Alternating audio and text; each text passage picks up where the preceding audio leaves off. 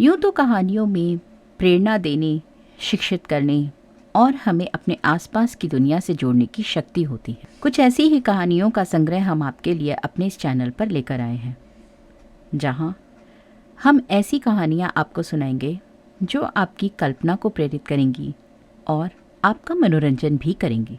कहानियां हमें एक नई दुनिया में ले जाती हैं, हमें एक वैल्यूएबल लेसन सिखाती हैं, फिर चाहे वो एक फैंटेसी हो या फिर हार्टफेल्ट मेमोरी। तो आइए हमारे साथ कहानियों की इस जर्नी में शामिल हो जाइए and let's celebrate the magic of words together. आज की कहानी का शीर्षक है तेनालीराम की मनपसंद मिठाई। एक बार राजा कृष्णदेवराय, राजपुरोहित और तेनालीराम तीनों बगीचे में टहल रहे थे कि राजा बोले, ऐसी सर्दी में तो खूब खाओ और खूब सेहत बनाओ। वैसे भी इस बार काफी कड़ाके की ठंड पड़ रही है और ऐसी सर्दी में मिठाई खाने का तो मजा ही कुछ और है। और जैसे ही खाने पीने की बातचीत शुरू हुई तो राजपुरोहित के मुंह में पानी आ गया और वे बोले, हाँ महाराज, अगर ऐसे में मावे की मिठाई खाने को मिल जाए तो बस मजा ही आ जाए। तो महाराज ने अचानक से पूछा कि अच्छा, सर्दियों की सबसे अच्छी मिठाई कौन सी है? तो तेनालीराम से पहले ही पुरोहित जी बोल पड़े, महाराज, एक हो तो बताऊं। काजू की बर्फी, पिस्ते की बर्फी, हलवा, रसगुल्ले, बहुत सारी मिठाइयां हैं जिन्हें हम सर्दियों में खा सकते हैं। तो अब महाराज ने तेनालीराम से पूछा कि तेनालीराम, तुम भी बताओ सर्दियों की कोई खास मिठाई। तो तेनालीराम बोले, महाराज, आज रात को आप सब मेरे साथ चलना, मैं आपको अपनी पसंद की सर्दियों की मिठाई खिलाऊंगा। तो महाराज ने पूछा कि तेनालीराम, कहाँ जाना है? तो तेनालीराम ने कहा कि महाराज, दरअसल मेरी पसंद की जो मिठाई है वो यहाँ नहीं मिलती, इसलिए आपको मेरे साथ चलना पड़ेगा। तो राजा बोले कि ठीक है, हम तुम्हारे साथ चलेंगे।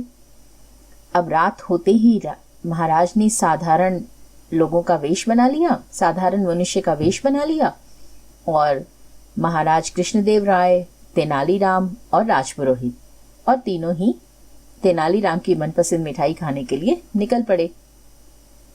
काफी दूर तक चलते चलते एक गांव भी पार हो गया।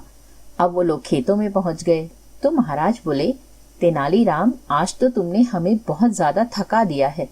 तुम्हारी मनपसंद मिठाई खाने के लिए हमें अभी और कितना चलना पड़ेगा? तो तेनालीराम ने कहा कि महाराज, जहां पर लोग हाथ सेक रहे हैं बैठकर, वहीं तक चलना है। और थोड़ी ही देर में तीनों लोग वहां पहुंच गए।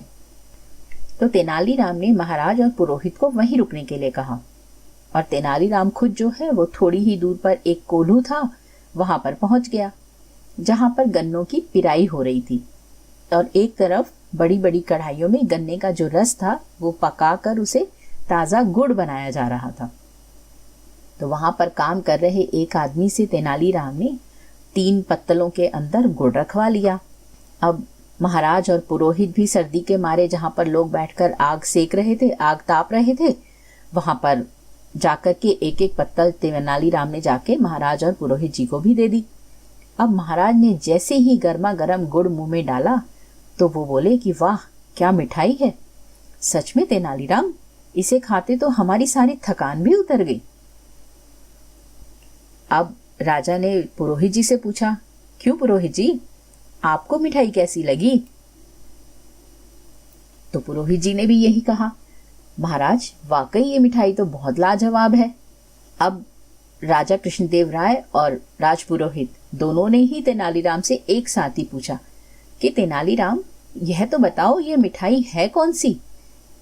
अब तेनालीराम ने कहा कि महाराज, यह गुड़ है, जो कि गर्मा गर्म अगर इसको खाया जाए तो ये किसी मिठाई से कम नहीं लगता। अब दोनों ही एकदम आश्चर्यचकित रह गए और बोले, क्या ये गुड़ है? तो तेनालीराम ने कहा कि हाँ महाराज, ये गुड़ है।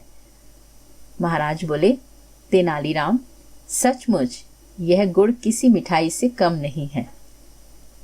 तो दोस्तों, आपको ये कहानी कैसी लगी? इस कहानी से हमें यही सीख मिलती है कि हम चाहे कितनी भी बाजार में मिलने वाली अच्छी अच्छी मिठाइयाँ, चाहे वो काजू की बर्फ़ी हो, पिस्ते की बर्फ़ी हो, उन्हें हम कितना भी खा लें, लेकिन जो स्वाद सर्दियों में देसी गुड़ में आता है, वो स्वाद इन मिठाइयों में हमें नहीं मिलता। क्या कभी आपने देसी गुड़ के साथ में रोटी का मज़ा लिया है? अगर नहीं लिया है तो इन सर्दियों में ज़रूर लेना और फिर मुझे बताना कि आपको सचमुच मिठाइयों से ज़्यादा इस गुड़ को खाने में मज़ा आया या नहीं आया। मिलती हूँ ऐसी ही एक और कहानी के साथ। तब तक के लिए नमस्कार।